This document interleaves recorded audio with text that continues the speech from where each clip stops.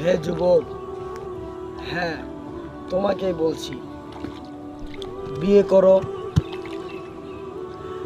যদি সামর্থ্য থাকে তবে আর দেরি কেন?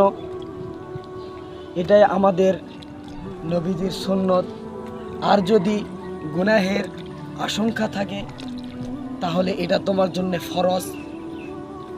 এতেই আছে চোখের শীতলতা, অন্তরের শান্তি। বিয়ে তোমাকে হারাম কাজ থেকে বিরত রাখবে, তোমার দৃষ্টিকে হেফাজত করবে, তোমার চরিত্রকে সুন্দর ও পবিত্র করবে। রাসূলুল্লাহ সাল্লাল্লাহু আলাইহি ওয়াসাল্লাম বলেছেন, হে যুবক, তোমাদের মধ্যে যার সামর্থ্য আছে সে যেন বিয়ে করে, কারণ বিয়ে দৃষ্টিকে নিচু করে, লজ্জা স্থানকে হেফাজত করে। আর তুমি ভাবো রিজিক কোথা থেকে আসবে? আর ভাই, রিজিকের মালিক তো আল্লাহ তাআলা।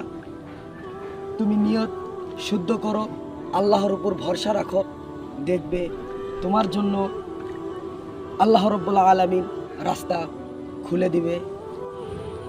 তাই হে যুবক, আর দেরি করো না, সুন্নতের প্রতি চলো।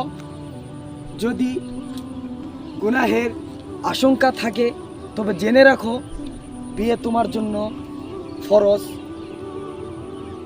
জীবনকে হালালভাবে সাজাও।